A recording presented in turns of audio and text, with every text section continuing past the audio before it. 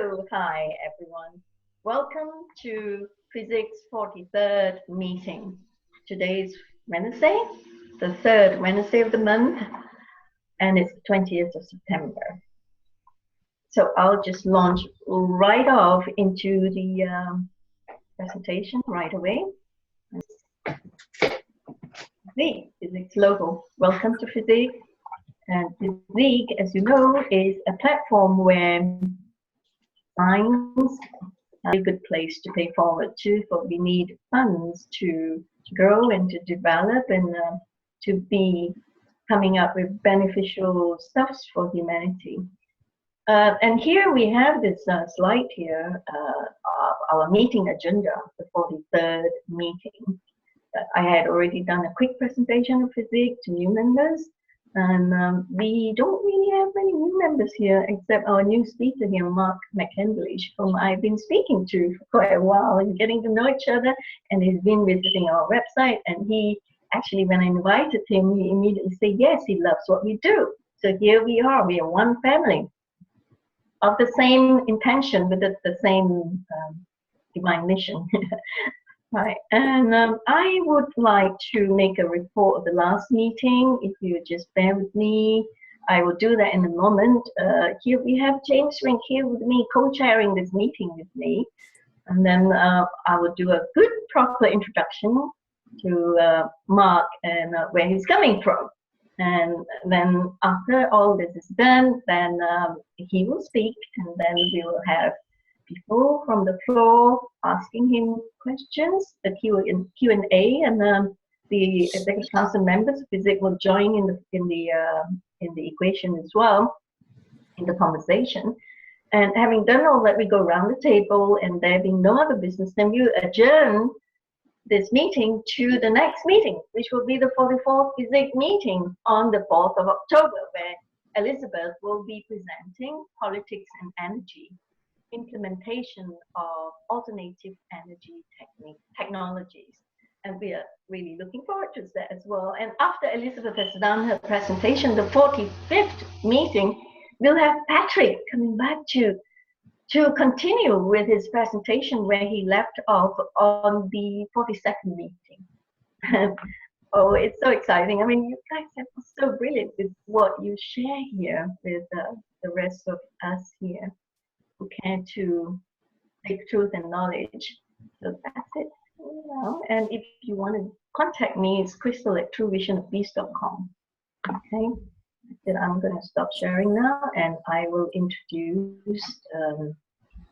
I will go into the ramifications of reporting on the last meeting. Well, the last meeting, which was the 42nd physics meeting which was held on the 6th of September.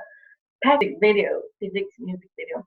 It was Elizabeth who cleverly suggested with a brilliant idea that physics then take the Dire Straits song, Money for Nothing, Chicks for Free, and turn it into Power for Nothing, What's for Free. So it was a fun thing. We've got footages, but it's well, I have to look for a proper video editing software to do it properly. And then probably if any of you out there would suggest a good singer, although we had Neil trying to make sense of the song with our new lyrics, it would be cool. It would be good to have a proper, singing there. Okay. Hey, and then Patrick, of a practical guide to free energy devices. You can get his link from our website, physics website, which I will give you a glimpse, listeners and viewers, in a minute. Okay. Go into our YouTube channel and click on the video which we have already posted in the channel as well as on the website to get all the details. So it's really informative, very informative.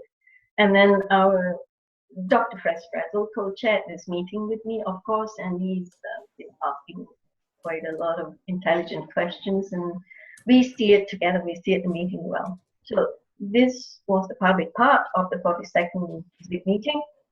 We then, after the recording stopped for the public, we continued with our private meeting where I reported on Eliza's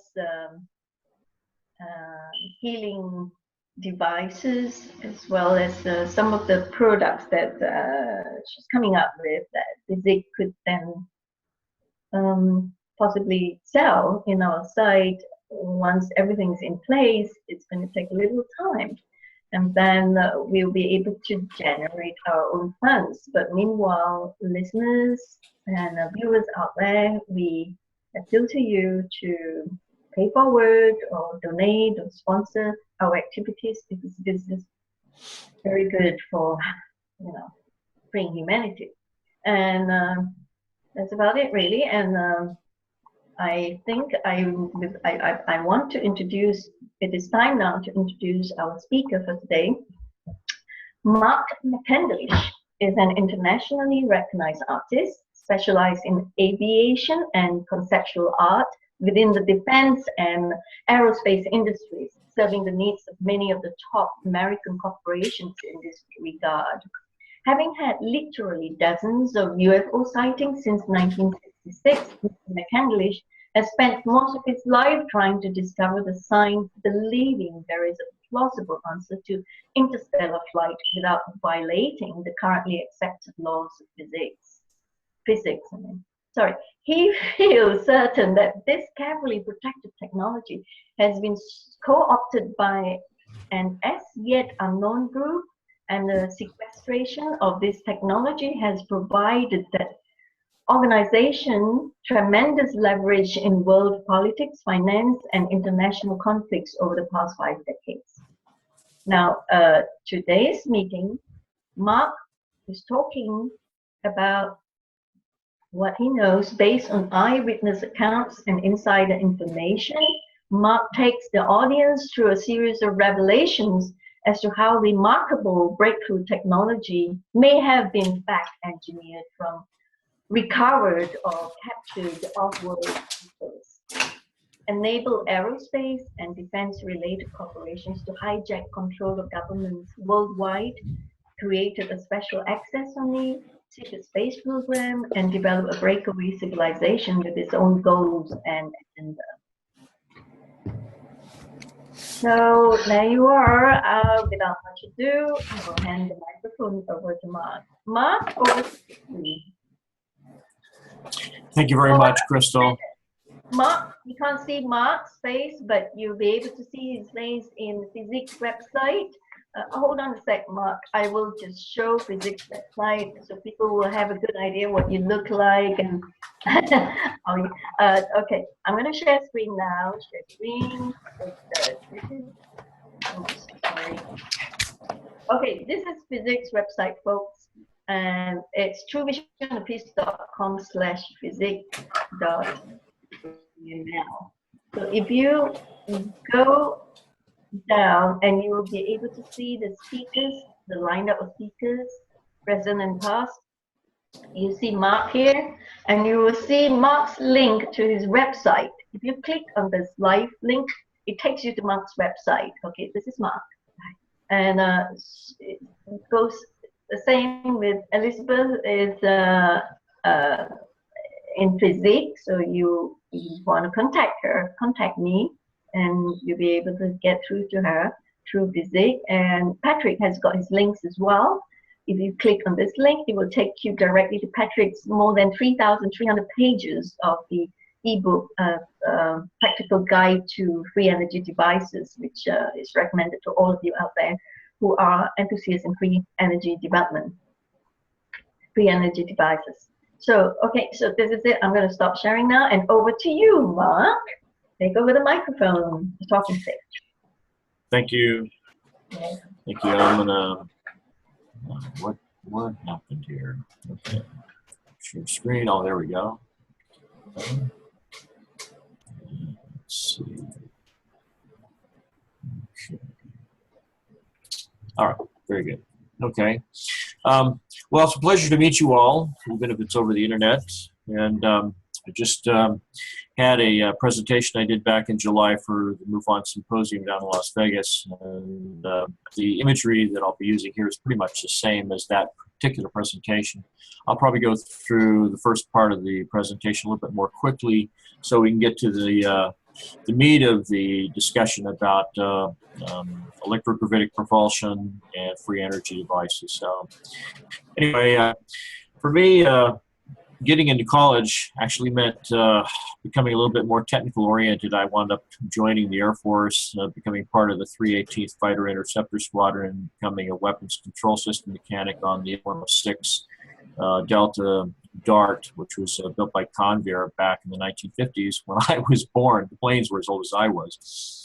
A lot of the telemetry in the system and the aircraft was all vacuum tube technology. It was quite old. And anyway, from there, I used a GI Bill to go to college and studied at Art Center College of Design. Wanted to become a car designer, but eventually wound up in the defense industry because there just weren't any jobs in the automotive industry at the time.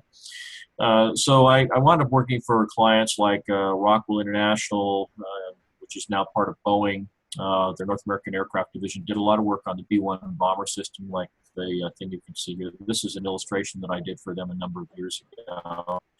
My first employment for a particular company was with General Dynamics, and the first cutaway illustration I wound up doing for the company was to depict a prototype anti-aircraft gun system that was mounted on a tank chassis. It was called the Divisional Air Defense Tank, or DIVAD tank system.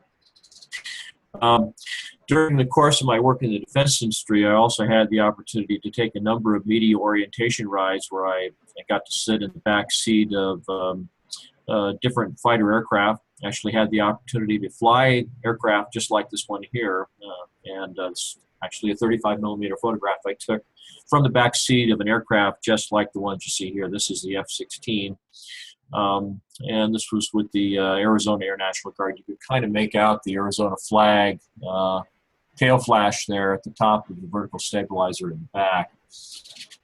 I wound up doing a number of illustrations and more or less traded the original art as a matter of sort of compensating these squadrons for giving me the opportunity to ride with these aircraft. This is an illustration I did based on some of those experiences. The background in this particular photo is actually from a photo I took while hanging upside down in the back seat of an F-4 Phantom over the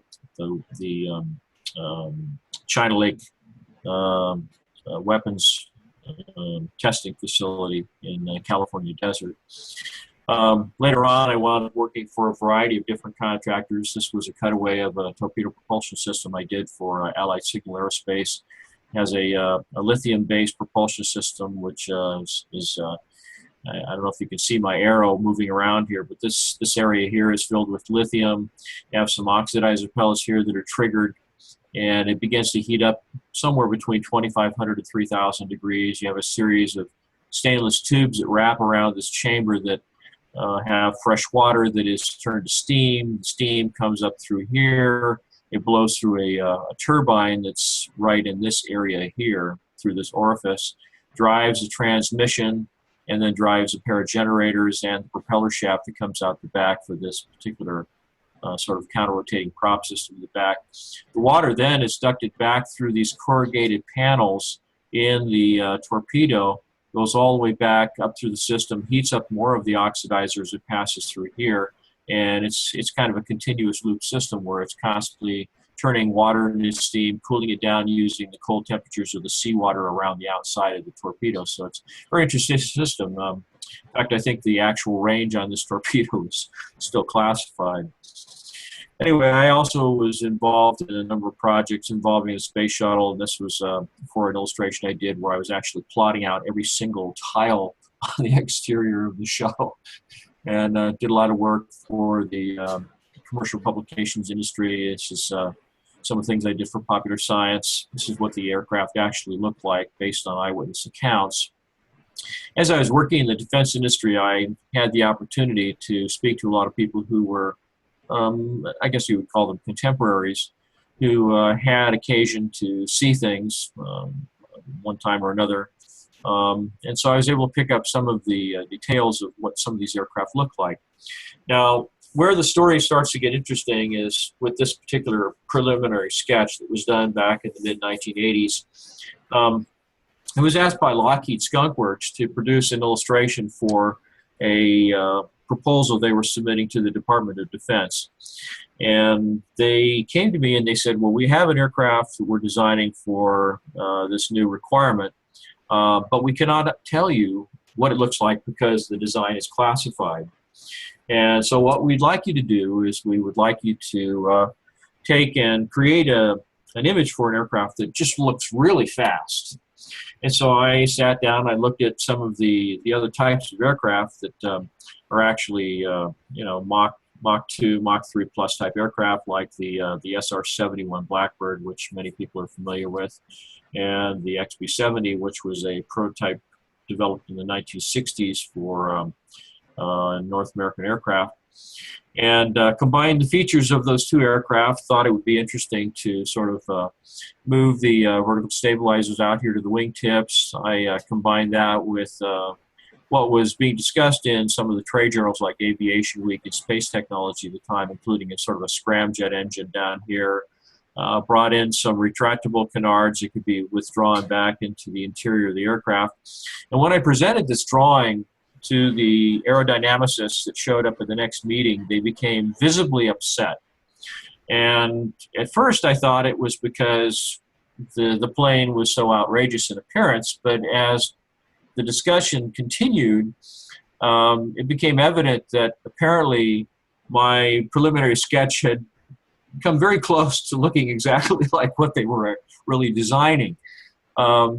This gentleman who I was sitting across from, some people think it might have been an aeronautical engineer by the name of Mickey Blackwell, who was well known in aerospace circles. But he slammed his hand down on my illustration and was saying, you know, what are these canards doing here? What are these vertical stabilizers doing out on the wingtips? These would be torn off at Mach 17. And then he stopped himself in mid-sentence, realizing that he was actually starting to disclose classified information about the capability of the aircraft.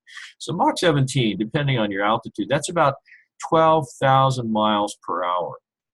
And part of the authentication of that claim was that the gentleman who had hired me met me after lunch one afternoon to discuss the project, and he appeared to have had a few drinks during lunch, and he was slurring some of his words, and he started to tell me how they had a prior generation in the same family of aircraft that had had some flight control issues as it was coming into the Nevada test range and Edwards Air Force Base vicinity of the southwestern United States, and that the pilot could not transition from one of the high-speed propulsion systems to one that would allow it to land at a slower speed. And this particular pod that's in the back here is actually sort of an under and over combination where it has a sort of a high-speed bypass turbojet engine in the top, and then down below it has a supersonic combustion ramjet, which is pretty much like just a tube with a bit of a pinch in the middle of venturi that they inject fuel into. They set it off, and it sends the exhaust out, gases out the back very quickly. At any rate, he said that the pilot was instructed to take this vehicle out over the Pacific Ocean, and if he could not correct the problem, to either auger it right into the ocean or, you know, repair the problem in flight and return to his base at Edwards. It took him 15 minutes to correct the problem, and by that time he was over Hawaii. Well, having just back in 1986, I had just come back from Hawaii for a scuba diving trip with a friend of mine, so I knew that it was 3,000 miles from Los Angeles to Hawaii, and if you can do 3,000 miles in 15 minutes, that means you're doing 12,000 miles per hour. So it was evident that the aircraft were capable of doing some pretty fantastic things. Now, ultimately, they sort of gave me an idea of what they wanted me to draw. This sort of Buck Rogers thing is kind of what I wound up drawing for them, and a little bit more of a refined version of a finished piece of artwork. But this funny-looking little cone-shaped thing that you know, the funny little tail fins and so forth. I don't know how this thing would actually land, but I tried coming up with a few ideas, proposals for that, but it had a scramjet package above and below the fuselage, and had a nose cone that could tilt down for the pilot to see where he was going and so forth. And so this is what I wound up drawing, but it didn't look anything like what the vehicle was really supposed to look like, which was this baby right here. This is something that was executed later on by eyewitness accounts that date back to between 1990 and 1992. The aircraft was seen was tremendous in size. This aircraft here, this is the second generation Aurora, and this has been called by various terms. Some people call it the Brilliant Buzzard, some people call it the M151, other people call it the Elegant Lady, or the Super Valkyrie. It's clear in retrospect that there were actually probably several different defense contractors that developed prototypes that went into testing, were actually witnessed in daylight hours by people that I know personally. So I had the opportunity to sit down with these eyewitnesses and prepare detailed drawings of what these things look like. Now, this was a different version. This was the North American aircraft version of the same type of aircraft, the same answer for the request for proposal that was produced by the Pentagon. And it shows a very clear intent that what they had was a very large aircraft that could carry a smaller parasitic aircraft that could be launched at high altitude. And it was assisted by a pair of solid rocket boosters that were actually injected right into the back of the fuselage like a pair of cartridges that could be ignited while in flight and after deployment from the carrier vehicle up here. But it turns out that eventually found some patents for the very same thing, this being among them, showing exactly how they would do this. And they actually had rocket propulsion augmentation on the larger aircraft as well. The launch point for these things were somewhere in the vicinity between 103 and 150,000 feet altitude. And the smaller aircraft would go right out into space. This is one of their deployment systems here, shows a pair of levers that would help to essentially push the smaller aircraft away from the larger vehicle for release, so that you wouldn't have any problems with the vertical stabilizer down here colliding with the underside, the ventral surface of the larger vehicle. Now later on, one of the eyewitness accounts described a vehicle. This was something I did in 2004, but it dates back to the mid-1980s, and a story that was related to me by another witness who was friends with one of our astronauts, former astronauts. It was either Buzz Aldrin or Buzz Carpenter, who at the time was traveling through northern Nevada, and he was ferrying a Learjet for a client from one location to another, and he came out of the clouds, and this is what he saw below and to the left of his aircraft. And he got in kind of close, was looking this thing over, and he suddenly realized that he hadn't received any kind of proximity warning from his systems in the aircraft, and he hadn't received any warning from air traffic control. So he got on the horn, and he says, look, I just want to report a near miss up here. I've got another aircraft on my window screen that I didn't see in the clouds here. I might have collided with this thing, and I'm wondering why you didn't inform me of his presence. And they got back to him. They said, well, there isn't anything up there. Apparently, this aircraft was completely stealthy. You'll notice that it has kind of a diamond shape. If you were to look at it in plan view, you could see that a little more clearly. But it did seem to have a combined type of propulsion system where you had some internally mounted jet engines that were fed by these inlets here. But it also had a series of what looked like fuel injectors pointed outward along the trailing edge of this ridge, which appeared to be a kind of secondary propulsion system, the idea being that you would expel fuel from these misters at a higher speed. And because the entire skin of the aircraft above Mach 2 begins to heat up and actually glow from the heat, the fuel would spontaneously combust in the superheated air passing over the aircraft. and it would expand between the supersonic shock wave, which would separate from the aircraft fuselage or lifting body design at this ridge, and the fuel would expand between the supersonic shock wave and the tapered afterbody and literally pinch the back end of the aircraft, propelling it up to extremely high velocities, something on the order of Mach 15. Anyhow, we have a number of other strange aircraft that have been photographed and seen around the United States, suggesting that there are alternative propulsion systems and aircraft that have been underdeveloped, or under development, I should say. This is kind of a projection I did based on a photograph showing what the aircraft probably looked like, with the curled down wingtips, the engines embedded within the wing, really low profile vertical stabilizers that run along the top of the aircraft. And some photographs I've seen suggest that the canopy of this aircraft may actually wrap down around the nose of the vehicle. So anyway, this is sort of another rendition from a different angle with that particular type of cockpit configuration. Anyhow, this particular illustration that I did for Popular Science in 1988 was where the story begins to really run off in the other direction of field propulsion, electrogravitics, and anti-gravity. I was asked to do this illustration for Popular Science, and before it actually became noteworthy in terms of appearing on the newsstand, wound up getting a call from the art director saying that a former classmate of mine had an interest in contacting me again. He'd seen the illustration on the magazine cover, and we got reacquainted. And of course, this was another illustration I did. But we agreed to meet at an air show that was being held at what was then Norton Air Force Base, located in Eastern. Excuse me. Mute my mic for a second here while I clear my voice.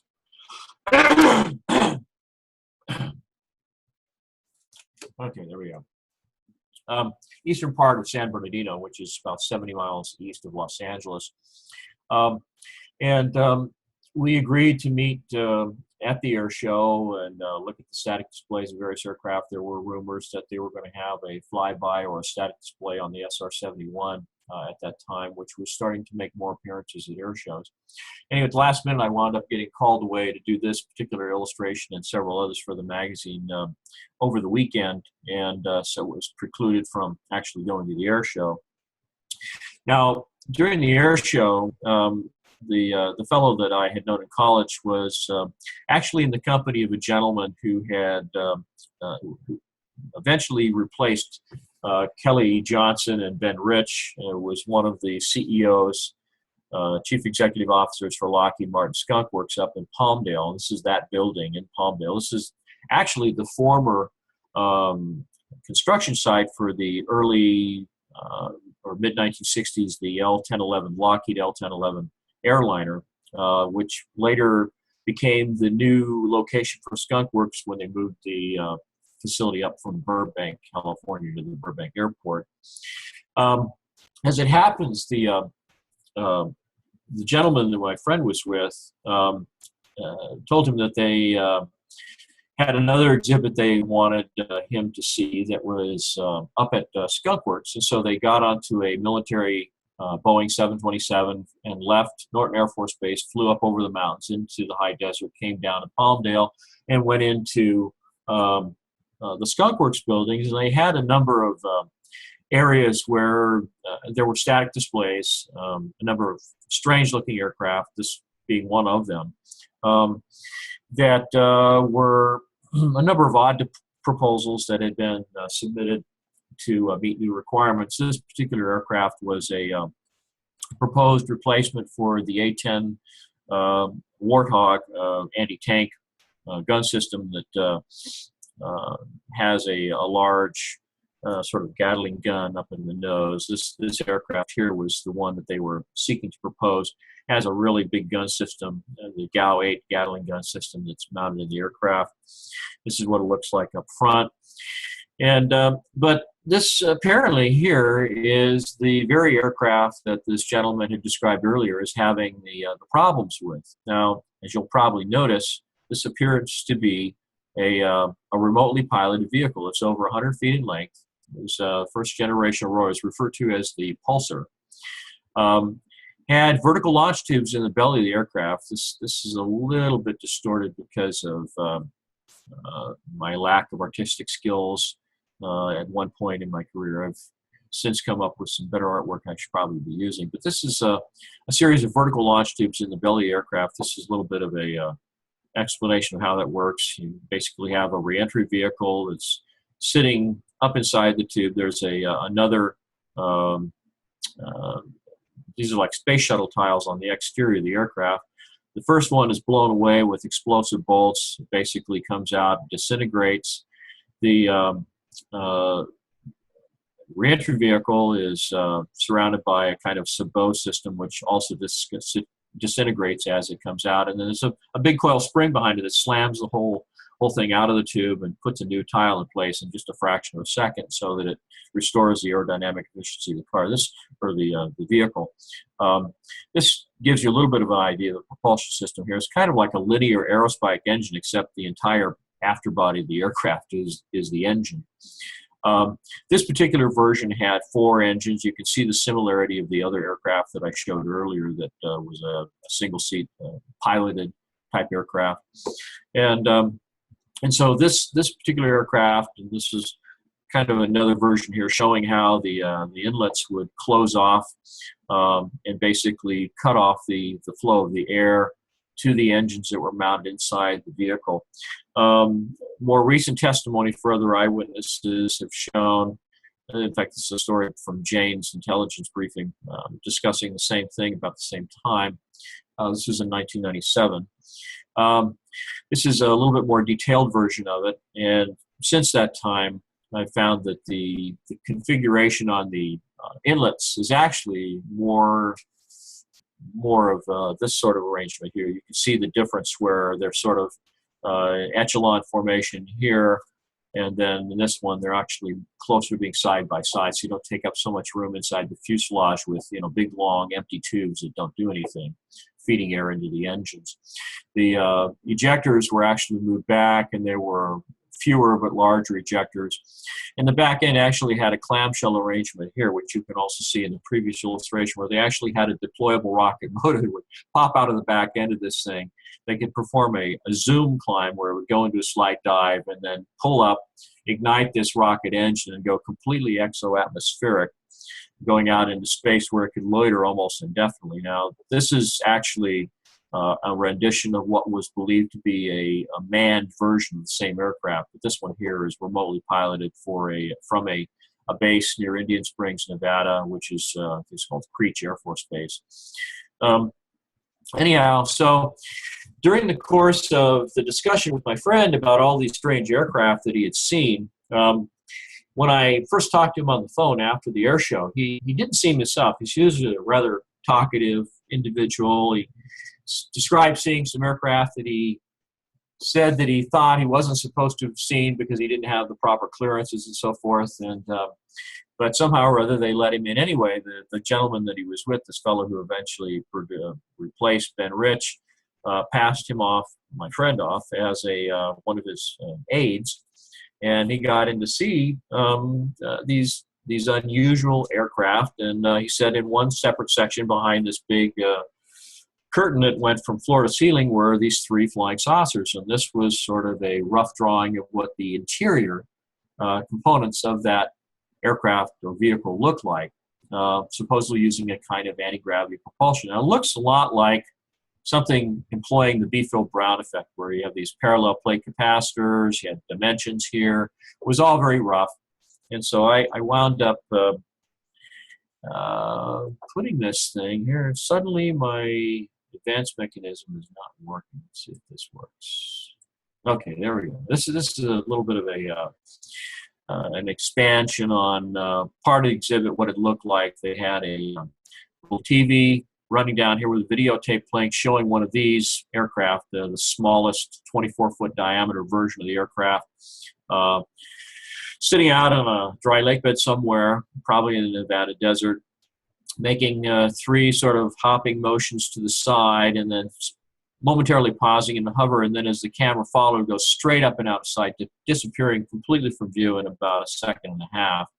They also had an easel down near the video player. They had a complete cutaway illustration that wound up looking very much like the illustration I did. They also had 2 larger versions, one which was about 60 feet in diameter and one that was approximately 120 feet in diameter.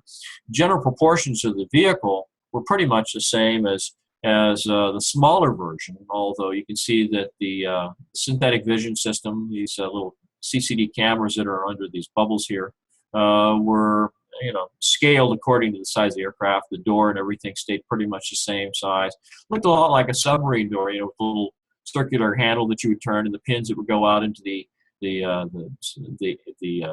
frame of the door, which is kind of a steel frame that was mounted in the crew compartment. The crew compartment itself actually was kind of a sphere, a pultruded sphere made of a composite material about 4 inches thick. Here's the door I was telling you about with the little circular handle.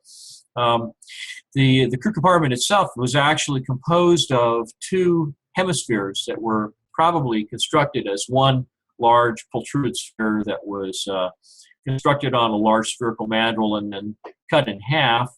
The 2 halves then had these flanges added to the exterior, which trapped this large coil that wrapped around the exterior of the crew compartment right at the belt line. It had a series of explosive bolts, and the ejection system was quite interesting. If they did have to do an emergency egress from the aircraft, the 2 halves of the crew compartment would separate by this explosive bolt mechanism. The upper half of this vehicle would then be carried away by some kind of rocket booster system that would withdraw the entire sheath of this central column, including the oxygen tanks, which are down here, and the ejection seats. And then once this particular module, with the upper section of the crew compartment actually acting as a rudimentary reentry shield for the beginning of the descent, the ejection seats, the lower half of the sheath would drop away with the oxygen tanks, and the ejection seats would shoot down these rails, each having their own oxygen supply, these little tanks under the seat, and then the chute and the actual survival package that is in the lower seat tray. These are pretty much the same ejection seats that you would find in the same an F-4 Phantom from the 1960s, 1970s vintage. It was the exact same model of the ejection seat, according to the witness. Now, this cutaway illustration is actually available for sale, and you can see all the call outs, which are lettered and so forth. Even as recently as within the last 6 months, I've been contacted by people who were involved in the development and the maintenance of this program. People who contacted me on Facebook and in other places saying things like, "Thank you for talking about the things that I cannot speak about." And some of them have been a little bit more forthcoming in terms of the details of the aircraft.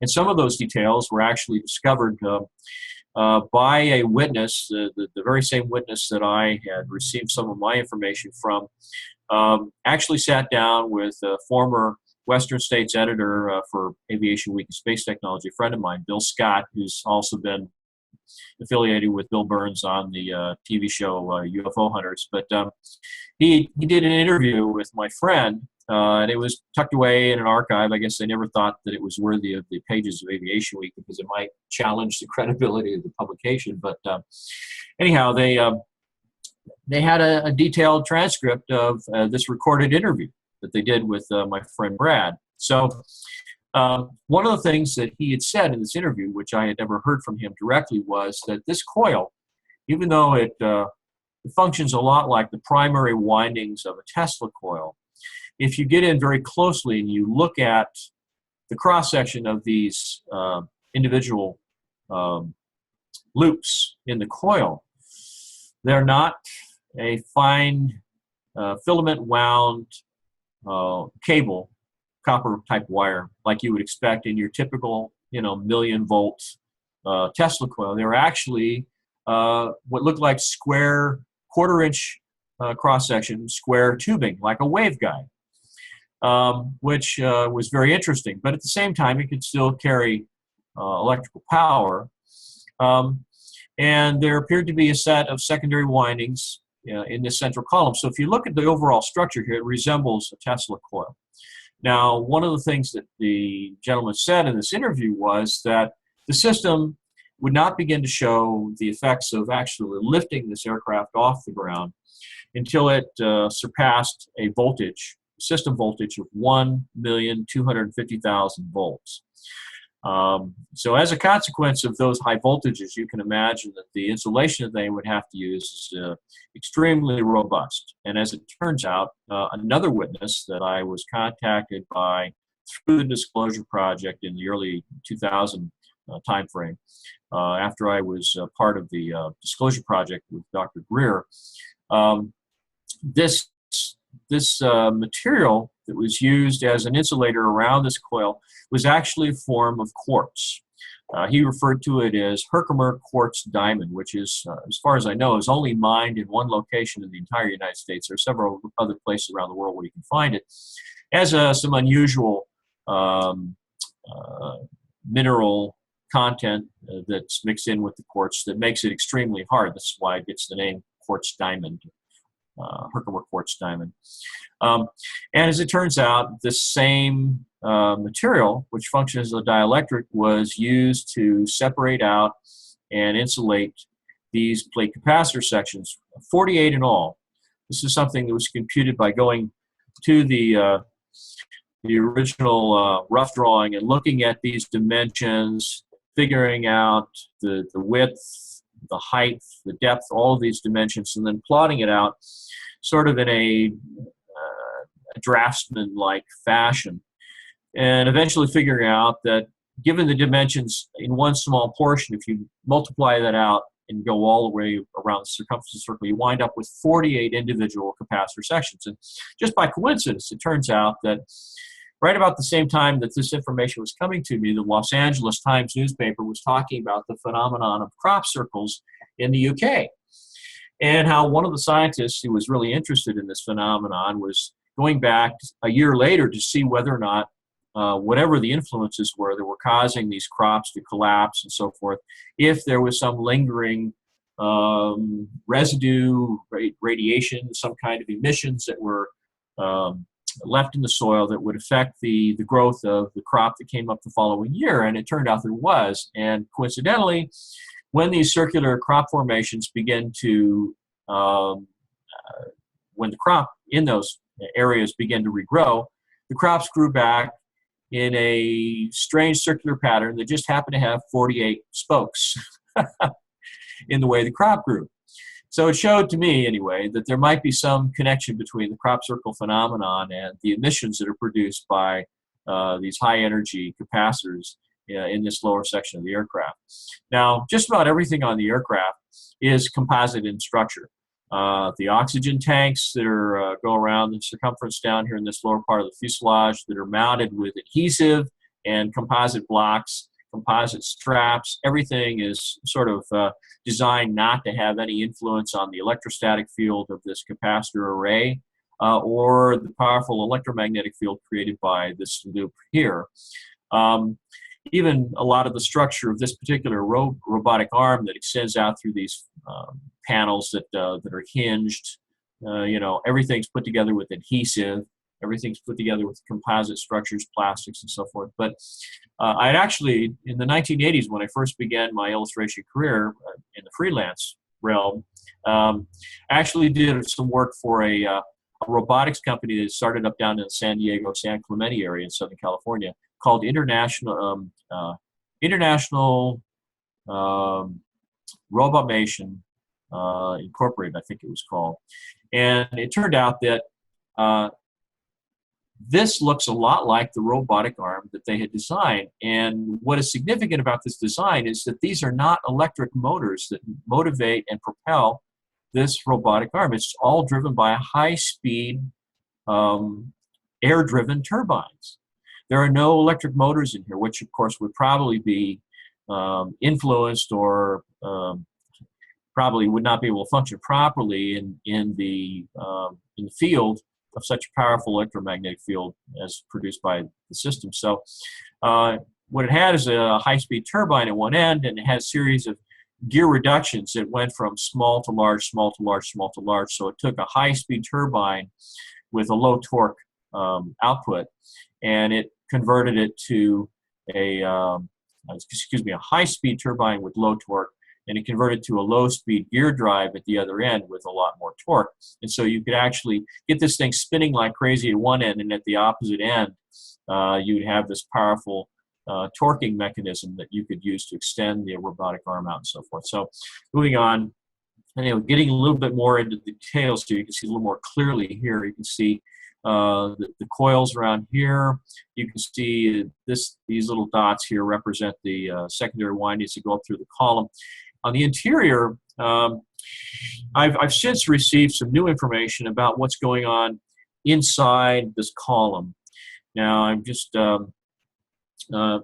also want to point out that there was a special arrangement to the capacitors. You'll see that they're staggered, that each plate lines up with the gap of the adjoining stack. There are 8 plates in each one of these stacks. The plates are actually a laminate of a magnesium zinc foil. It's an alloy produced by Dow Chemical Company back in the 60s, 70s, and 80s. 1980s was the last time I actually made an inquiry about the company about whether you could still get a hold of this foil, and I wish now that I'd actually purchased a roll. It's pretty pricey. A 25-foot roll was like $250.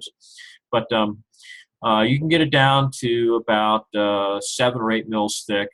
And it had a ratio of about 95% magnesium to 5% zinc. The foil is then laminated by running the foil through a series of rollers that take it down into a bath of molten bismuth. Bismuth happens to be one of the components in solder that you use in electronics. It has a low melting temperature, and so the bismuth coats both sides of the foil, and then the foil is brought up through a series of rollers that press out all the excess bismuth, which drops back into that. And the foil lamination process goes through a number of cycles until you build up these plates, which are about a ½ an inch thick. And then the plates are then clad by a copper sheeting, which helps to protect the magnesium from cooking off. Magnesium actually will combust when it's subjected to enough heat. That's why they use it in roadside flares. And so it's clad in a high temperature copper alloy. It turns out that the melting temperature for copper is somewhere between, I think it's 1800 and 2000 degrees, and the slumping or melting temperature of the Herkimer quartz diamond is somewhere closer to 3000 degrees. And so one of the ways that they fuse all of these things together is by actually having pre-formed panels of the quartz that are polished, that are occlusion and oxygen, little air bubbles, free.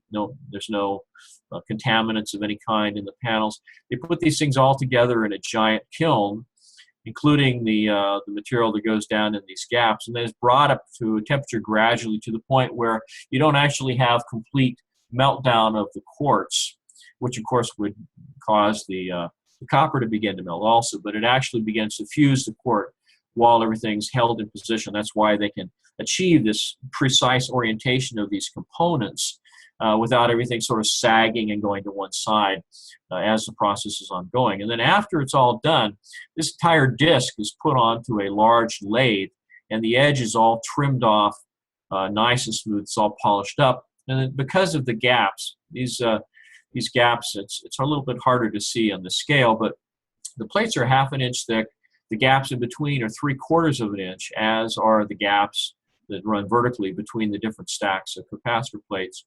But if you laid this out in a little bit larger scale, you'd be able to see that with a ½ an inch thickness in the plate here and 3/4 of an inch gap here, you actually have about an 1/8 of an inch above and below the disc, the side-to-side measurement here, where, say, if you had a laser, a light source that was passing through this array as a means of sort of reducing the threshold of emission, you can actually get light to go through this entire array. This is something that's been noticed in a number of UFO sightings. People have actually seen these long, thin, copper-colored wedges on the ventral surfaces of UFOs. The late Colonel Wendell Stevens had an entire archive of UFO photos and eyewitness testimony describing the features that they'd seen. And there was a multitude of craft that, when seen in close proximity, were actually seen to have the same kind of thin wedge-type copper-colored panels embedded in the surface of the ventral part of the aircraft, and the ones that were more akin to a pure lens-shaped type of vehicle had these same kind of copper-colored thin wedges on both the ventral and the dorsal, or top and bottom surfaces of the lens-shaped type craft. This is a little bit more detailed computer-aided drawing. It was done by my friend James Allen, who did a film about my research called 0 Point, the story of Mark McCandlish and the Fluxliner. This is actually what Lockheed called the Fluxliner. It was also referred to as the so-called alien reproduction vehicle, which always brings a few giggles from the audience when I say that. This is kind of a breakdown of the components and their orientation without the exterior of the vehicle being present. You can see the central column, the ejection seats, the coil on the outside, as well as the capacitor array, the oxygen tanks, and the robotic arm. This is scaled to about a 6-foot-tall man. Now, as time went on, I began looking at the propulsion system itself and what would actually function as the kind of thing that would be able to produce the power that we're talking about, especially anything that's operating at over 1,250,000 volts. It had to be something that was producing a tremendous amount of energy. The power source on this, surprisingly, starts out as a kind of homopolar, a battery that sets up a kind of, well, let me have to go back here a little bit so you can see a little bit more clearly what I'm talking about. You'll notice this disc right here. This disc is actually part of a homopolar generator. I haven't shown all the components. There's actually a brush that takes electricity off the edge of this thing. But in order to get this going, you have mercury in this central column. Now, this disc actually feeds through the two-piece outer sheath of this column, runs through a bearing mechanism, but it actually extends into the interior of this column. And there's a mercury solution in there. Now, the mercury solution, this, by the way, is a patent that was secured by Kenneth Shoulders, who worked with Hal Puthoff in Austin, Texas. It was patented under the Jupiter Toy Company. But it actually has a configuration very similar to this device that I showed here. Now, this here is a hand-drawn diagram, schematic, from a friend of mine, a physicist who had been involved with Hercules Aerospace up in Sandy, Utah, who had visited a laboratory at Edwards Air Force Base around 1990 and was shown what he was told was an over-unity device that was tapping into zero-point energy, quantum zero-point fluctuations of the vacuum. And the device had a kind of mercury vapor on the inside, had a coil around the outside of it, had a separate ground, it had an anode and a cathode, had an input signal, output signal. There was a load resistor that could control the amount of power that was going through this thing. But apparently this thing was able to produce about 125% over the input. And they were talking about ganging a number of these type of devices together in order to produce substantial power levels. I made a note here because that was also the claim by Kenneth Shoulders, even though you will not, I don't think you'll find that in the actual patent itself. This is a close-up of the name, and It also has a call out here. This is the patent number here in the corner. 1991 was the issue. There's also a number of other patents that relate to the background and some of the publications that describe sources for the information and development of this particular patent. Now, coincidentally, we're looking at here is what's called an antiproton trap. You'll notice that there are a number of similarities to the structure of this particular device and the layout of the alien reproduction vehicle with these coils that run around the outside. You have these plates that have electrical charge on them. You have a hard vacuum in the middle. And then you have these field lines that stroke down through the middle like this that actually enable the capturing of antimatter, because the particles are basically spiraling up and down the field lines of the electromagnetic field produced by this coil. And they can be controlled by the electrical charges that are placed on these panels here. But eventually, the particles work their way down and make contact and discharge with the surface on the interior of this thing.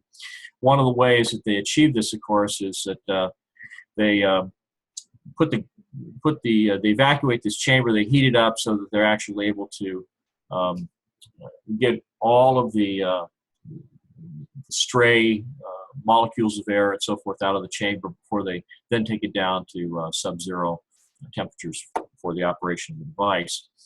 Now, based on testimony that has come to me since 1988, when this story first fell into my lap, there are a number of other things. These are just some rough sketches that will help to give you some ideas of how the central column of this device worked. You'll see the number of coils and the secondary windings down here represented by these little dots.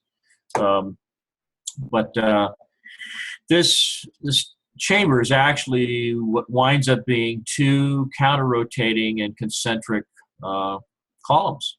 And if you're familiar with the story of the Nazi bell from the Wenceslas mine, and Timothy Good, Above Top Secret, some of the stories, and Joseph P. Farrell, who's also commented on some of the experimentation done by the Nazis during the Second World War and towards the end of the war. You'll notice the similarities in the description here.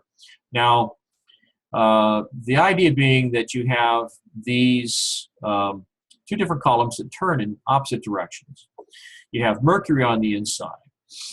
So what is the mechanism that actually makes these things turn? Well, it turns out that back in, I guess it was the latter part of the 18th century, Michael Faraday, a chap from your neck of the woods, developed a Mercury motor.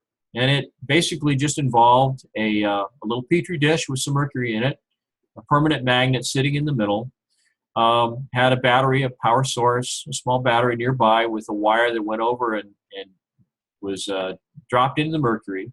And then there was a little wooden scaffold up above that had another wire going to a copper filament that hung down into the mercury.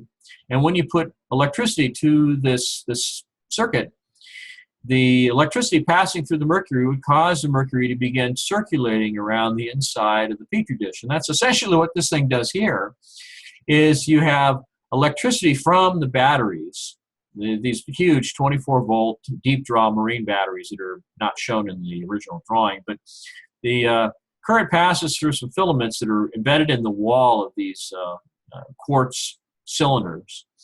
And when the electricity also passes through the large coil on the outside of this, the primary windings, it creates a powerful electromagnetic field that duplicates pretty much the same thing, the same kind of field lines that you'd see with the permanent magnet that Michael Faraday had in his early design. So the system essentially begins to power itself up, because what happens is the mercury begins to turn. The mercury then begins to turn the flywheel type mechanism that's back here, right in this section here. This begins to turn.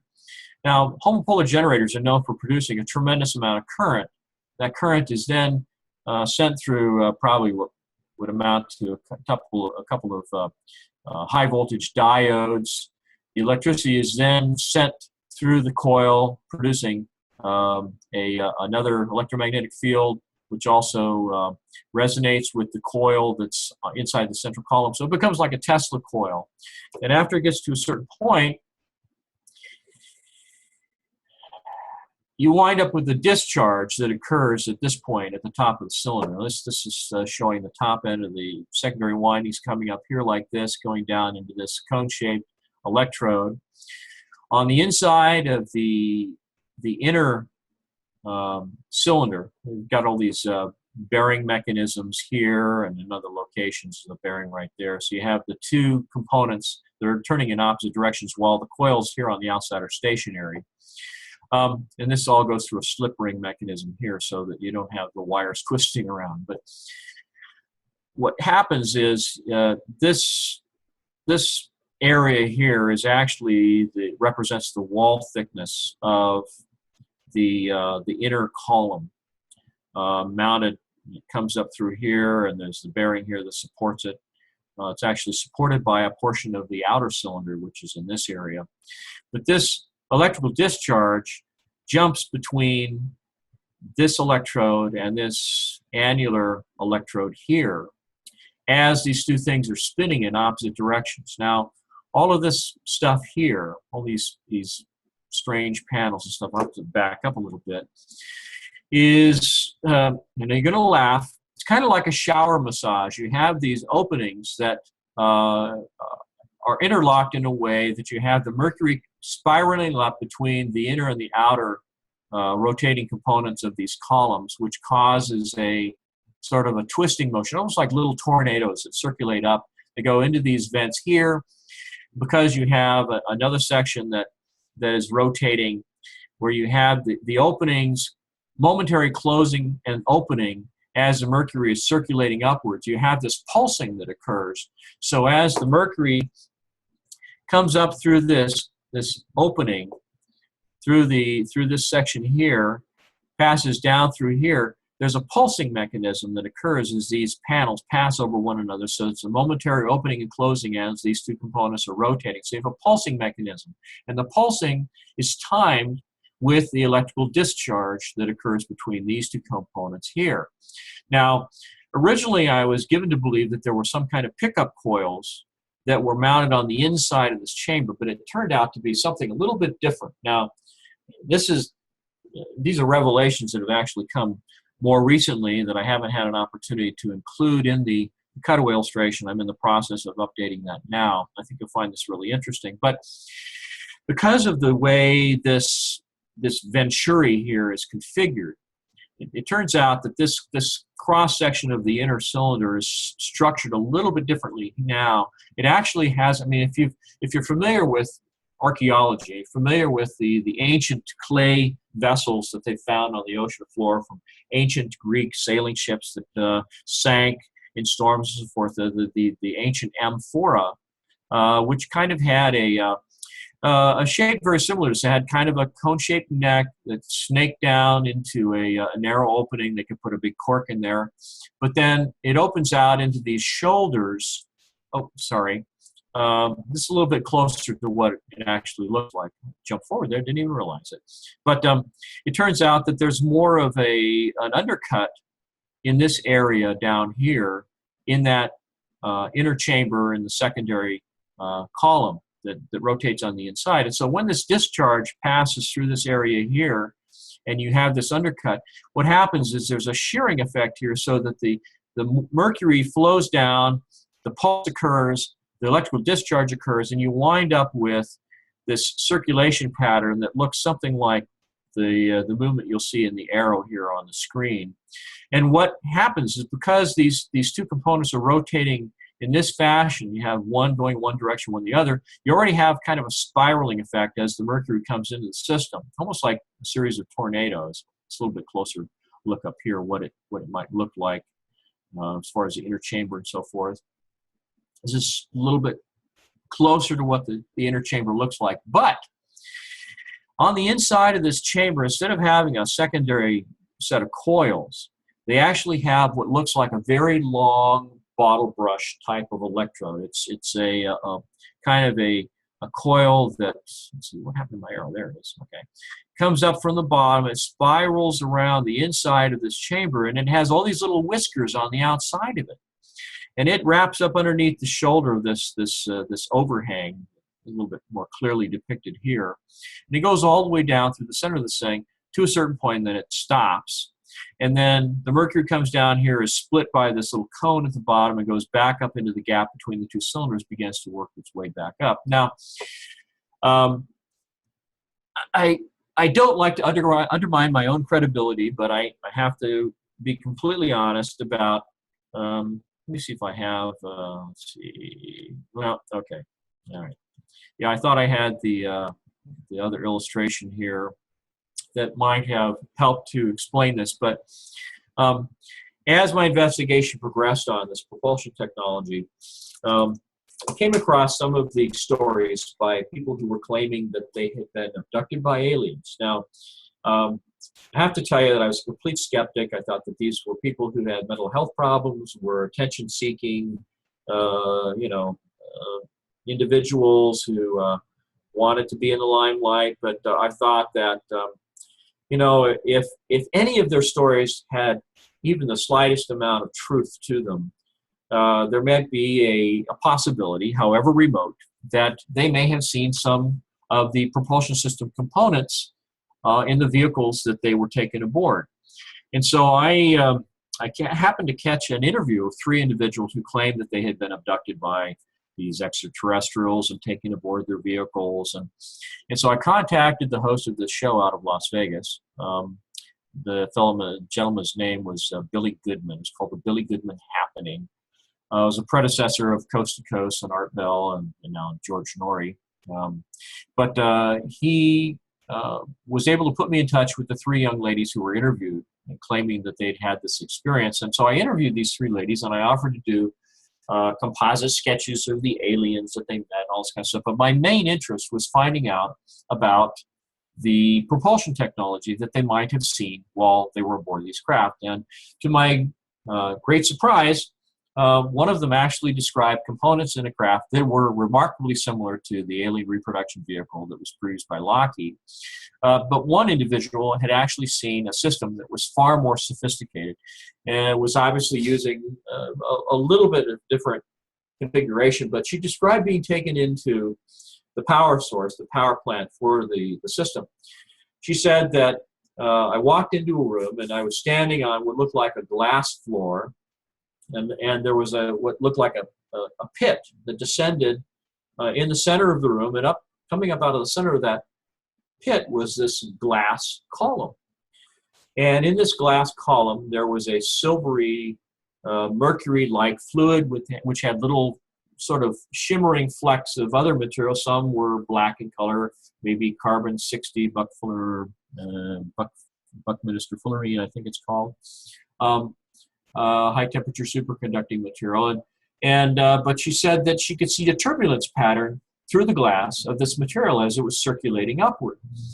So this was one of the things that sort of filled in some of the gaps for me about the operation of the RV, because it occurred to me that if you have the kind of circulation pattern that she described, and she said it looked like a series of small tornadoes that were spiraling almost in helical fashion up on the inside of this glass.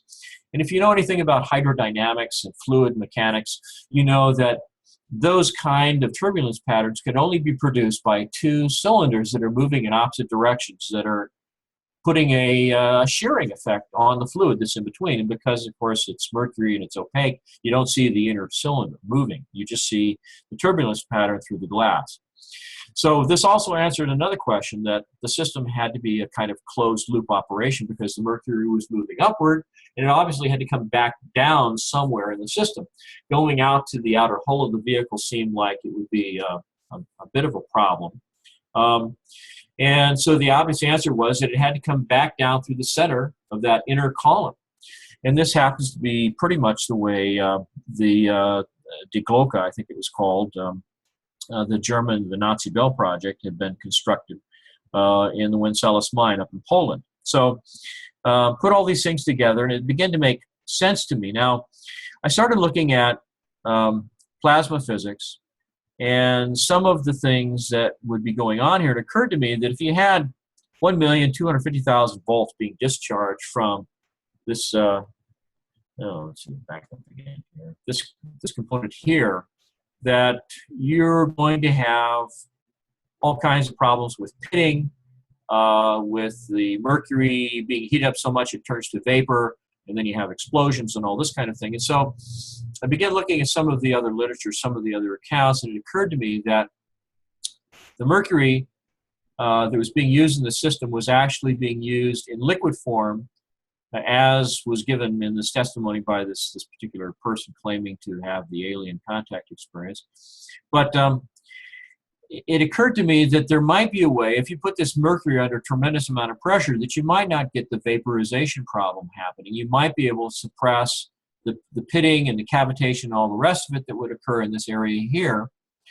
And then one day, just by chance, I met someone who had experience with high voltage electrical systems, and I described this device to him, and how there was speculation based on some of these documents from the Nazis that they were using beryllium oxide and thorium in this mercury solution. So I talked to Hal Puthoff, who happens to be a friend of mine. He said, why do you think they would be using mercury and thorium in combination like that? He says, well, you know, if they've got a tremendous amount of electricity passing through the system, it may be that they've added this slightly radioactive material, probably in the form of nanoparticles, that would be there to reduce the threshold of emission, that it would actually help to create a greater release of whatever type of energy they're trying to get into this or get out of the system. So when I looked at the way this discharge pattern would occur, and this almost like a toroidal-shaped, high-energetic, self-organizing, almost like a smoke ring being shot down through this column, and then the later testimony about this kind of a bottle brush, this electrode with all the whiskers running down the inner walls of that interior column, it occurred to me that there must be some connection between this phenomenon, what they're describing here, and things like ball lightning. So I began looking at the work of James Woodward, who's a fellow who actually spent so much time artificially generating ball lightning in the laboratory. It actually gave him cancer because he was subjecting himself to X-ray photons that were being produced by the ionization. I actually met the man back in July, and he saw my presentation in Las Vegas at the 2017 MUFON Symposium, said he thought it was the best one they'd ever seen on the subject, and has actually began a correspondence with me because he's very interested in the relationship between what I'm describing here and the work that he's done in his own laboratory down at University of California in Fullerton, where he's a professor emeritus, excuse me. So anyhow, it seems that there's a couple things going on here. One, you have the discharge, the pulsing in the mercury, the turbulence pattern that looks like a donut-shaped pattern of turbulence moving down through the column that's highly ionized because of the discharge that occurs here. You have the whiskers on the wall that are obviously there to pick up some kind of an energy that's being pulled into the system. And then, of course, there was a testimony from this interview that was done back in 1990 that was only discovered 6 months ago by the original witness, who claimed, now this is where credibility will be stretched again a little bit, he claimed that the system was pulling in an energy form that was moving through space-time at over 500 times the speed of light. Now, when I read that, I began looking through all of the physics review, the International Physical Society, all these different papers, looking for anything talking about an energy form that moves through space-time at 500 times the speed of light. I could not find anything. So I got a hold of Hal Puthoff, and I said, look, you know, I think there's something to this. I haven't found anything in the literature about something moving faster than c, the speed of light, at least in the way of electromagnetic fields. But here is Brad claiming that this coil that's embedded in this quartz that has a waveguide-like configuration, a square cross-section tubing, copper tubing, that it's picking up some kind of energy form that's moving through space-time at over 500 times the speed of light. And he said, well, it's true. There is nothing in the literature about that. And the way he said it made me think that, well, it's probably because it's classified, for crying out loud. So I started thinking about it, and I thought, well, what else do we know of that registers some kind of an effect almost instantaneously at a great distance, and it's quantum entanglement. So I got back to Hal and I said, well, is there any aspect of quantum entanglement that involves zero-point energy or quantum zero-point fluctuations? And he seemed a little startled by my question, but he said, yes, as a matter of fact, he says they have found quantum entanglement phenomena related to CPE. There is a relationship. So that may be the link right there, that the energy form that the thing is actually tapping into has to do with quantum entanglement. But getting back to the overall design of this thing, you've got the secondary windings here of the Tesla coil. I'm going to back up again. Sorry to jump around. I know I'll probably give you a headache, but look at the way this is laid out. You have electrostatic fields created by all of these capacitor sections. Look at the orientation. The orientation is all radially oriented, which just happens to match what the field lines look like that are produced by this large coil, the primary windings of the coil. So you have field lines that are stroking down through the center of this column, just like that antiproton trap, and just like you know, the Faraday motor, the Mercury motor we talked about earlier. But the field lines also stroke almost longitudinally through these plate capacitor sections. And think again about the fact that the foil itself is a multi-layered lamination with bismuth sandwiched between layers of a diamagnetic material like magnesium zinc alloy. So this all suggests to me that there's something very special about this orientation, this arrangement here. Now, there's a couple other things that are going on, and that is that you have overlapping electromagnetic fields. Because of the resonance that occurs between the primary and the secondary windings of a Tesla coil, where you wind up with a low voltage that produces a high voltage output. But the other thing that's happening, when we go forward again to, well, I guess it'd be better to show you this one here. Imagine, of course, that you have this discharge that occurs here. You have this donut-shaped, almost like a smoke ring, a toroidal, highly energetic event that shoots down through the central column, shaped like a torus. But that event is like ball lightning. It's, in fact, the very way that they've modeled ball lightning as a toroid of highly energized ions that are created during a lightning strike, usually around rock formations that have a lot of quartz-bearing material. And so ball lightning by itself has been shown to be a phenomenon that seems to be self-organizing, self-sustaining. There are actually accounts of ball lightning persisting for as much as a minute in length, all by itself without any other energy input that we know of. But again, it may have some connection to tapping into zero-point energy. So when I was looking at all this, I said to myself, well, the only way to keep this thing from exploding when this electricity is being discharged is if you're putting the mercury under such a tremendous pressure that you don't get any cavitation, you don't get any vaporization. And what you wind up with, this energetic event that fires down through this column, could be like, and I didn't even know this was an actual term in the physics literature, but I said it sounds like a virtual plasma. It has all the characteristics, including the fact that this torus of highly energetic particles that are moving down through this column also have their own electromagnetic field. And the field lines actually stroke. They actually stroke in this state. They basically overlap with the pre-existing field lines from the big coil that wraps around the outside, the coil that comprises the secondary windings of this Tesla coil. But then you have the field lines that are created by this pulse, this toroid that shoots down through the column before it dissipates at the bottom. And what that calls for, what it actually produces, is something called electromagnetic pitching. This is actually the phenomena that they use in what are called explosively pumped electromagnetic pulse weapons. Now, electromagnetic pulse weapon actually is just, it's a coil that is surrounded by an explosive charge that's ignited or set off all at the same time, and it causes the coil itself. There's a high voltage capacitor that discharges through the coil, producing an electromagnetic field, and then there's a copper tube in the center that has a split down the length of it.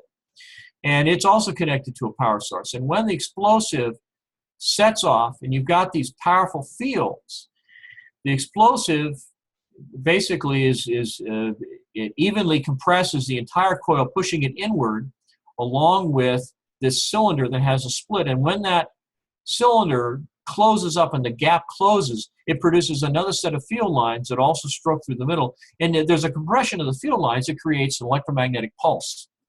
So if you look at this system, it appears to be a device that has the ability to produce a non-destructive, high-frequency, repetitive electromagnetic pitching effect using a virtual plasma that's pulling energy right out of the vacuum of space-time.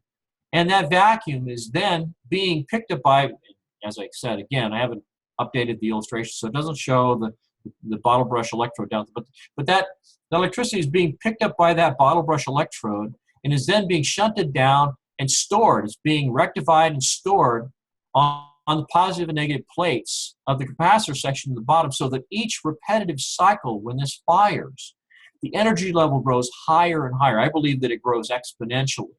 And then when that happens, you wind up with such a powerful concentration of energy in the capacitor section, in combination with and shaped by the electromagnetic fields of the Tesla coil, that you literally wind up with the ability to distort or to warp space-time.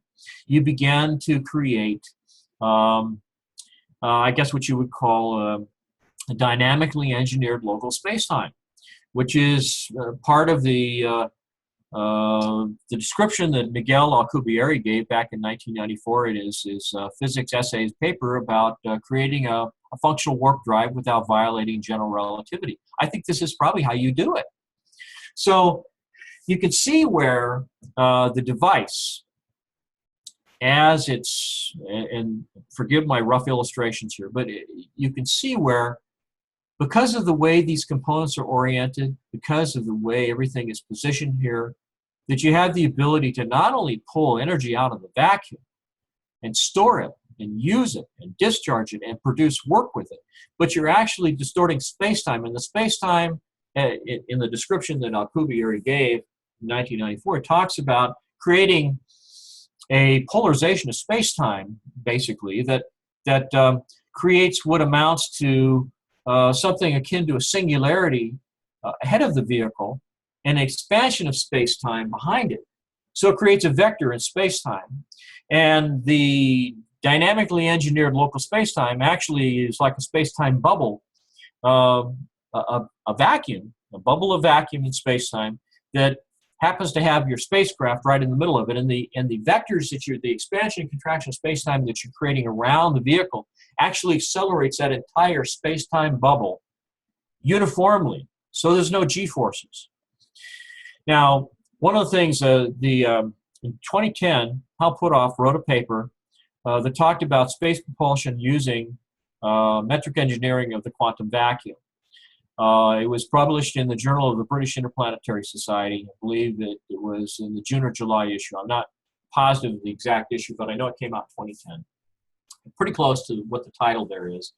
You can even find it on the internet. But in about the third or fourth paragraph of that paper, he describes what some of the other phenomenon associated with metric engineering might be.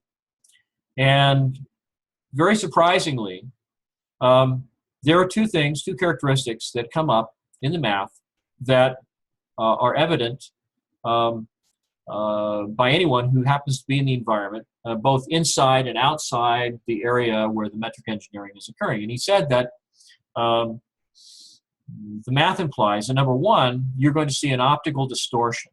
And that is that the craft, the vehicle that is producing the phenomenon, is actually going to appear to shrink in size. It's going to look like it's diminished in size. And it's because of the bending of space-time that you have this optical distortion. So if you think about all the videos of people that were showing crop circles in the UK being made by these little glowing orbs that were zipping around the field, that may actually be a much larger spacecraft, but it just looks like a small glowing orb because of the fact that they're warping space-time in the process of flying around the field.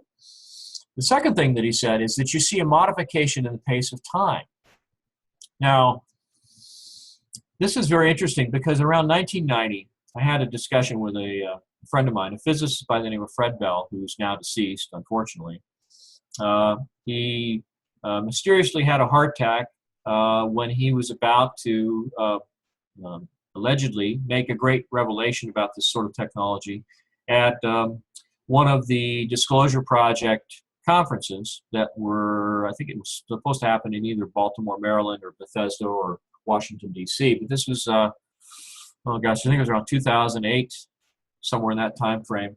But he had described building a device that externally looked like a geodesic dome or sphere, a geodesic sphere in his backyard in Laguna Beach, California, where he lived.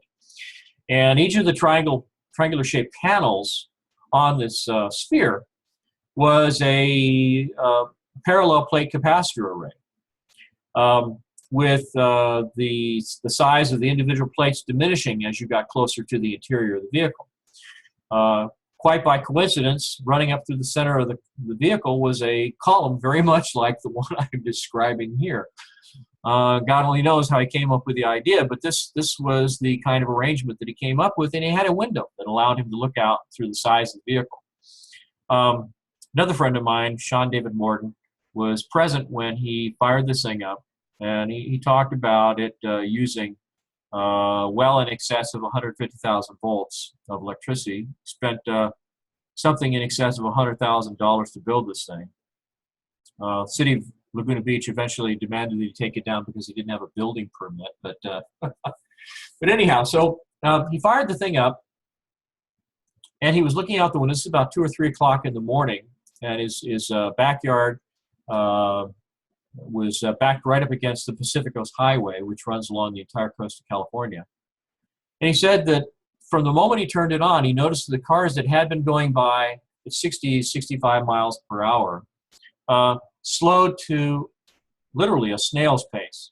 In fact, he said that you could see the pulsing of the alternator in the headlights themselves. They were basically slowly pulsing on and then fading almost to black and then pulsing on again and off again in about a 30-second cycle of on and off.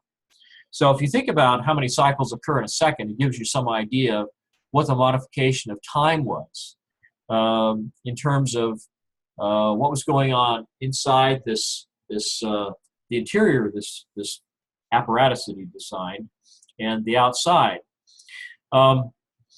And in fact, it had a dramatic effect on his personal health and his mental stability, which of course helped undermine the credibility of the entire story from that point onward. But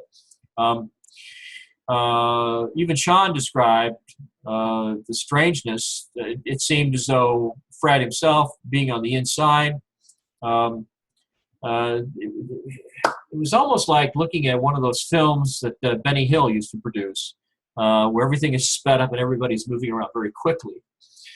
And Fred even told me, he speculated, he said, you know, if anything had gone wrong with this mechanism and I had not been able to shut it off, and he says, and I couldn't get the door open while this thing was operating because there'd be a tremendous electrical discharge, he said, it would have killed me. He said, if I'd been stuck in this thing, he said, it's conceivable, he said, I could have starved to death in a matter of hours because the rate of time was advancing so much more quickly on the inside compared to what was happening on the outside. But this is just one further authentication of the math that Hal Puthoff described in his 2010 paper in the Journal of British Interplanetary Society. So it seems to me that if it's properly constructed, and maybe this is some indication of why they had that Stonehenge-like structure above the Wenceslaus mines, they decided that if they fired this thing up, it was going to fly away.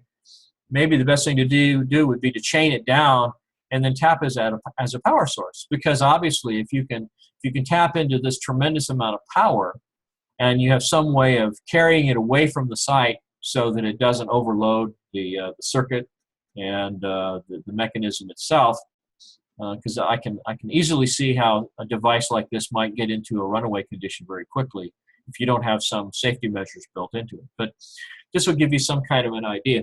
There was one other thing that I don't know if I've got it here. No, I didn't include it. But if you look down here on the bottom end of this, you can just barely see this. But there's actually a planetary gear drive system down here in the bottom that helps to facilitate the counter rotation of the two cylinders. That was something I forgot to mention to you, but it is in some of my other drawings. Anyway, so I'm sure you'll have some questions about the system. I just want to kind of give you some other little tidbits from my research over the years. This is a Polaroid photograph that came to me from a friend of mine. It was taken in 1982. So near Cedarville, California, in the upper northeastern corner of the state. All these people were pulled off the road, and my friend stopped to see what they're looking at.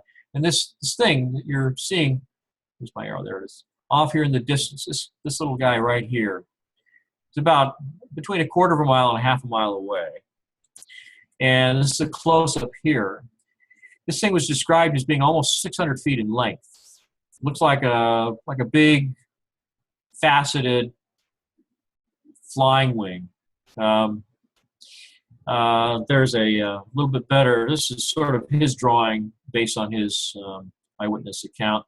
Said there was kind of a sphere at these three locations. It appeared that the outer extension of this, what looks like a wing, could actually rotate inward into the center section here. This is a little bit more of a detailed drawing that I did based on the photograph. It appears that there were actually articulation points right here. I know that because of this center section here, the fuselage sort of obscures the fact that this leg over here on this side is exactly the same as this one. It may not look like it because of the way things line up here, but it's just a matter of geometry. But it turns out that this thing may actually be able to articulate, fold itself up almost like an origami bird of some kind, so that this entire thing can be reduced down to under 400 feet in length and can fit into a standard size hangar. These other appendages appear to be some kind of strange antennas, which are just barely visible on the Polaroid with under a loop. But if you look at how these areas were described, it actually looks like the upper section of the ARV with the coil around it.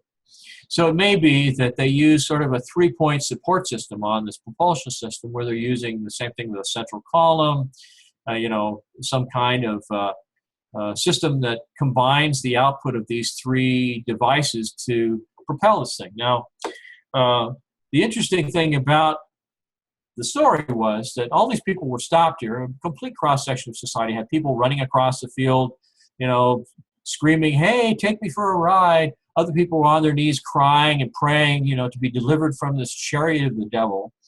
Other people were hooping it up like it was Independence Day, drinking beer and squealing and carrying on. But the thing about this device was, if you look at the time frame of the sighting, and you look at the way that it's structured, it has all of the features that later became evident in the Lockheed F-117A stealth fighter, the faceted features that they used for thwarting radar transmissions, a kind of stealth. And there are some people that believe that this may actually have been one of the early vehicles used in the so-called Solar Warden program. The other side of this is that if you go back through the time frame for the development, the request for proposals that were created by the Pentagon for a flying wing type advanced technology bomber, ATB, back in the 1980s, culminating around 1987, 1988, in what eventually came the Northrop B-2 bomber that won the competition. It may be that this was Lockheed's answer to the request for proposal, but it was so advanced that they simply couldn't field it.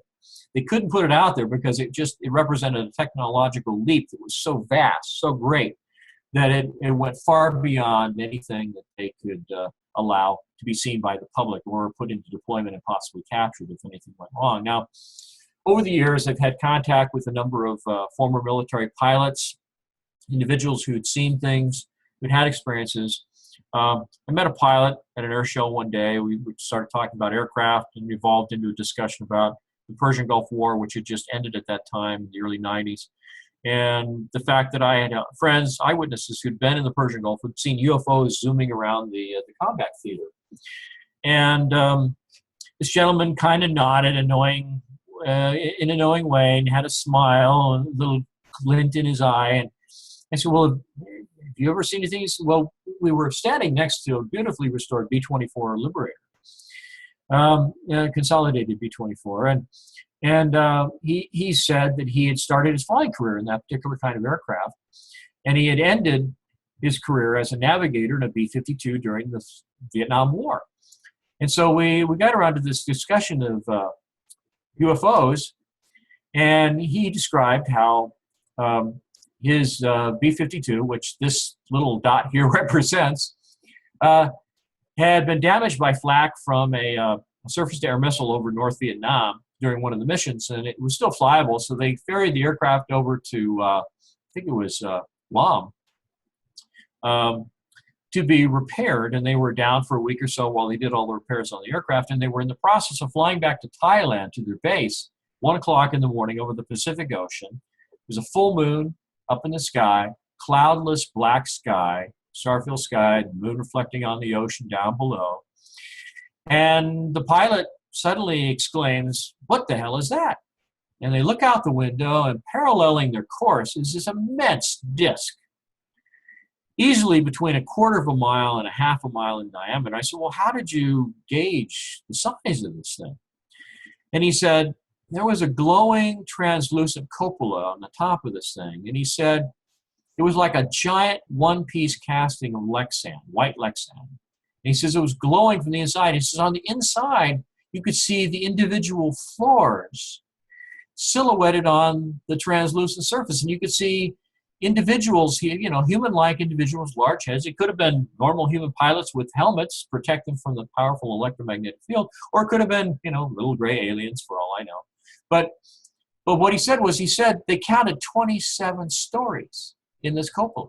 And so based on, a standard story, in a building, they figured that this thing had to be about between 1/4 mile and 1/2 mile in diameter. And he says around the edge were these immense turbine-like blades, each one of them size of a giant bypass door on an aircraft hangar. And he says they were moving in this circular track around the outside perimeter of this disk, moving very slowly. He said the outside had all of this plumbing. There were conduits and pipes that would come out one place and go over and go back in somewhere else. He said it didn't look like it was really based on aerodynamics. He says, and we began to think about the fact that maybe the only reason we were able to fly next to this thing, get in close and look at it, didn't seem to be hostile in any way. He said we had a plane that was shielded against electromagnetic pulse because of the way it was designed for nuclear warfare during the Cold War.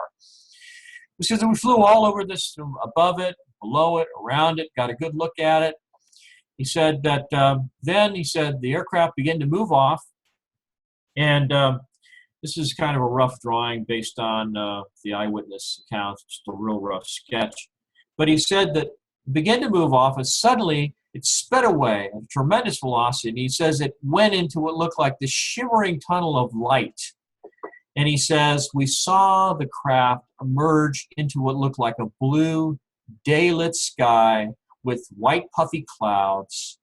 And he said, and then after it emerged out into sunlight, this shimmering tunnel of light began to sort of waver and go out of focus, and it basically collapsed in upon itself and disappeared, and they were back in the black of night with the moon above the ocean. And he said that when they got to their duty station, that they were met on the ground by a team of investigators claiming they were from the Federal Bureau of Investigation, the FBI.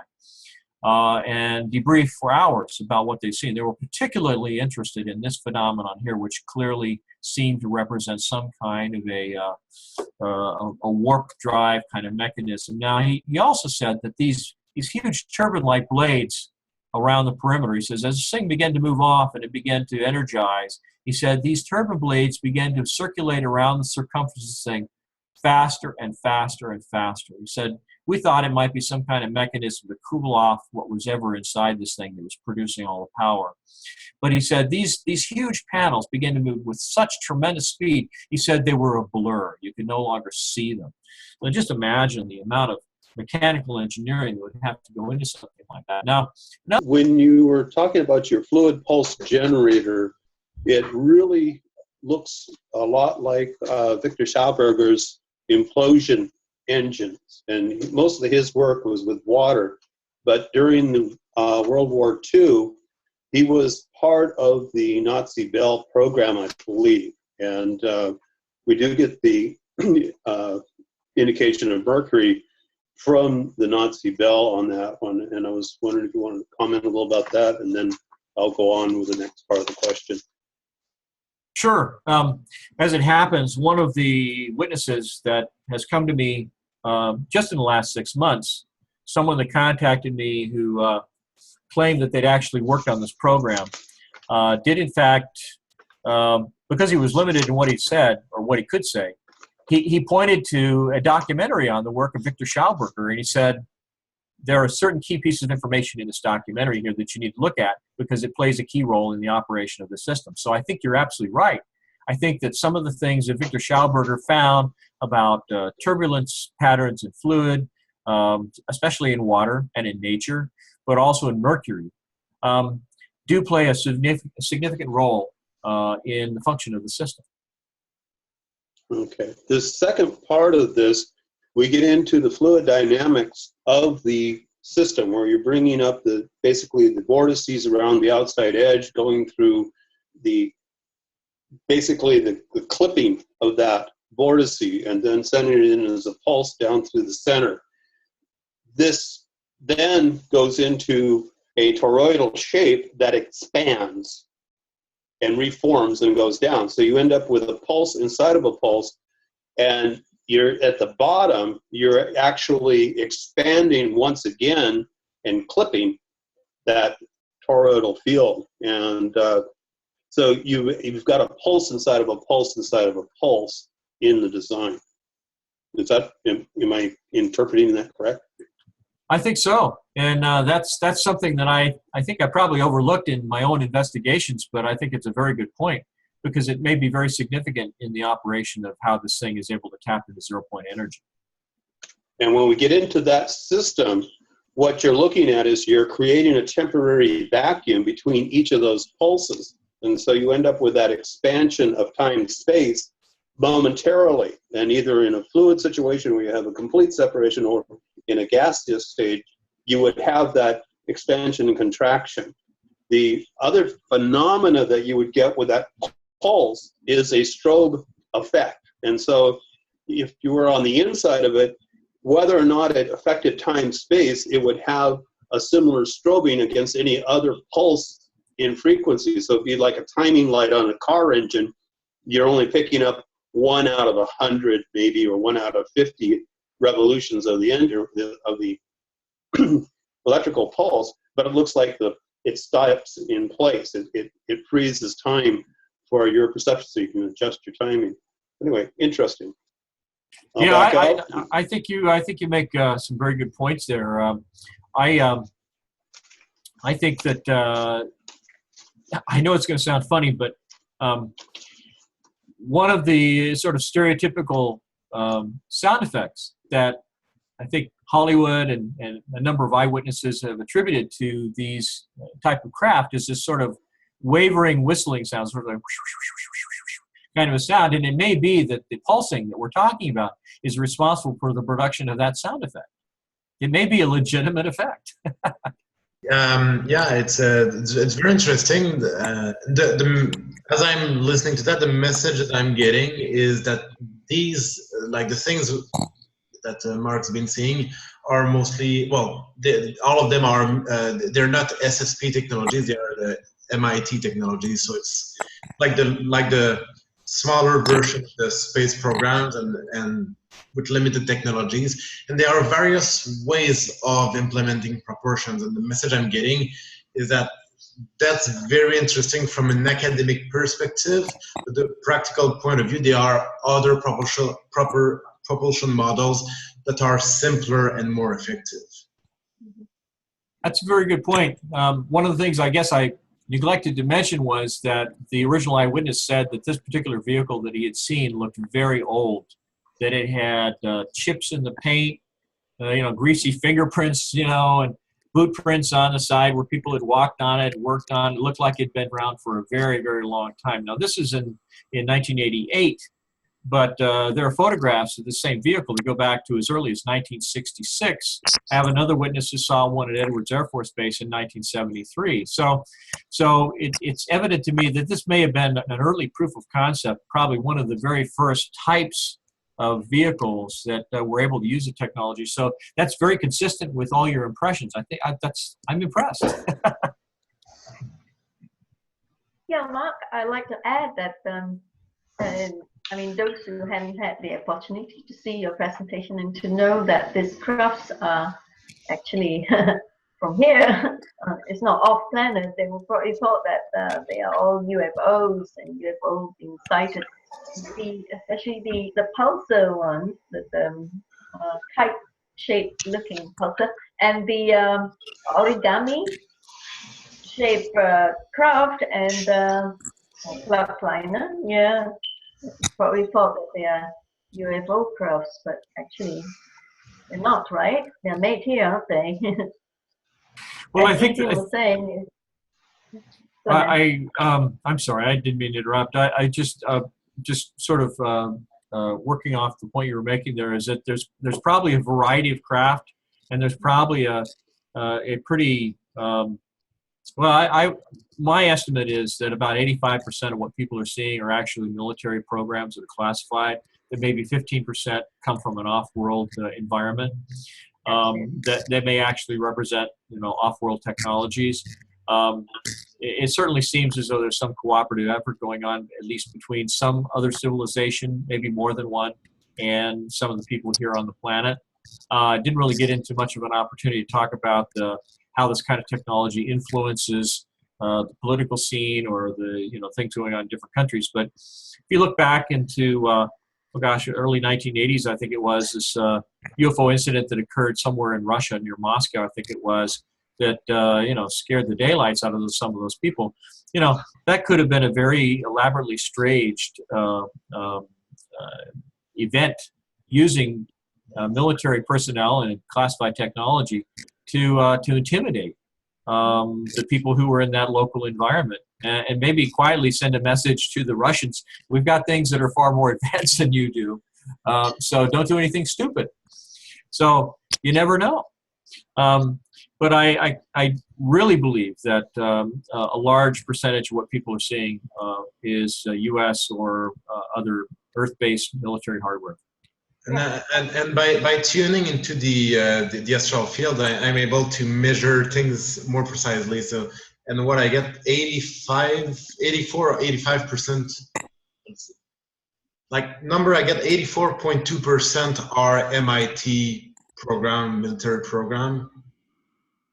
Getting 8 to 10% will be the SSP, and 5 to 6% would be it's like other groups. So, yeah, so there's an overlap. Yeah, like there's an overlap where it's not always perfectly clear the boundaries between one or the other groups, especially with the SSP and other groups. That's what I measure. Even the breakaway societies and civilizations, aren't they close by and on hand to assist to free humanity? Well, that's the word on the street, is they want to. I'm not quite sure what's holding them back. I suppose probably part of it is the certain groups that control this planet, which is Solar Warden, which I've been told is certain faction, at least connected to the Rothschild groups. But then when I had a chance to talk to Jacob Rothschild, he claimed that his organization, his family is not as negative as they had claimed, and that there were other groups, families, bloodlines, in particular the DuPonts, who are highly connected with the dark side that's blocking basically these free energy technologies and so on. So certainly there are Solar Warden patrols this planet to stop other extraterrestrial races showing up. But there are a lot of different military contractors. I suppose if some of them decloak their ships, there's probably rules and treaties against it. And plus, I think they like to keep the status quo maintained. They're getting so much benefits from it. But I guess the key is how many more benefits they're going to get. If you have a breakaway civilization, you have replicator technology, you don't really need any money from DARPA to fund any of your projects. Exactly. So I'm not quite sure how to answer those questions. It just appears maybe the ego has got to them. Maybe they think that they're better than humanity, sort of like the Nazi thing where we're better than you. Our group, we're more elite. Why should we share? See, that's the point I'm making here. Okay, so why would they need to drain us from us and enslave us to make all that money for them to use when they already have this advanced technologies that, free energy and stuff, so they don't need money. And it's so advanced that they have replicators and things like that in the secret space program that it's just not necessary to use the money that we. Maybe we should ask Intian. What do you think, Intian? Why don't you think these breakaway groups just show themselves? I'm sure there's some people in there who are good. So now there's two questions. The first one was why they why they want what they want is not really the money. What they want is power and control over the planet. And the answer is really ignorance. But you have to keep in mind that up until recently, they've been under the control of the Dracos, and a lot of the planet has been run by Satanists. But most of these Satanists, all they know how to do is how to be a channel for the Draco metaphysical parasites. But now the Dracos are done. Now these people are powerless, and they're seeking someone with power to follow. So it's kind of like the Dracos is just a race that seeks dominance and power over the planet, over the universe, and is just continuing that momentum. But now the dark force being removed, and it's going to take some time for the momentum to take a different direction.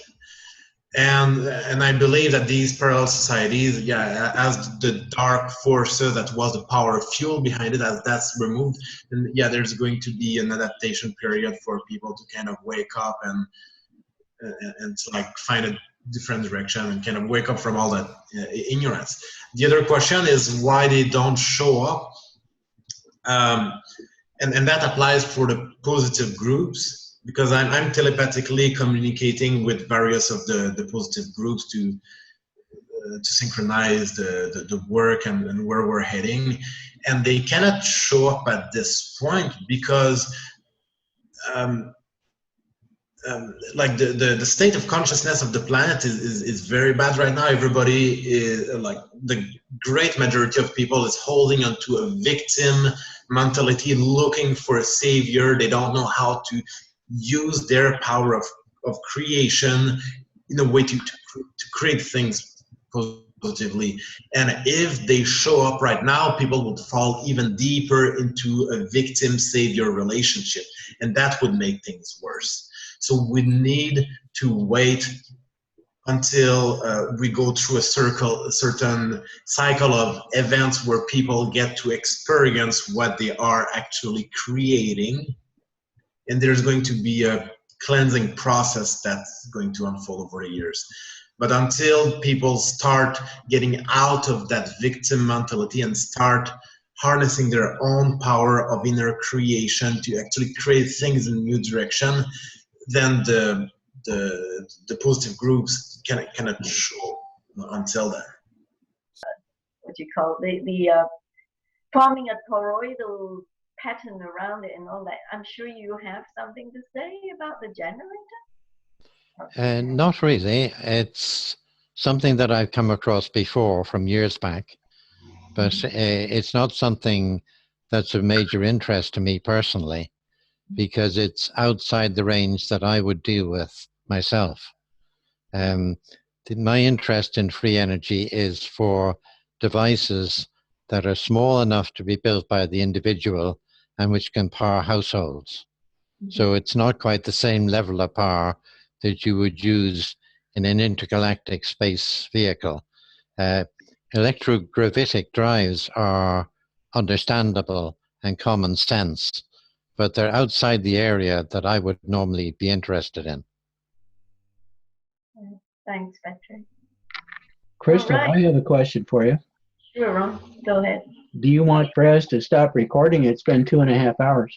Yeah, I know. I think we got to stop recording and then we have our private meeting, okay? And I would like to thank you so much. And we hope that you will come back and speak again and continue with what you have missed out today. Thank you. Bye for now, everyone. Bye-bye. Bye-bye.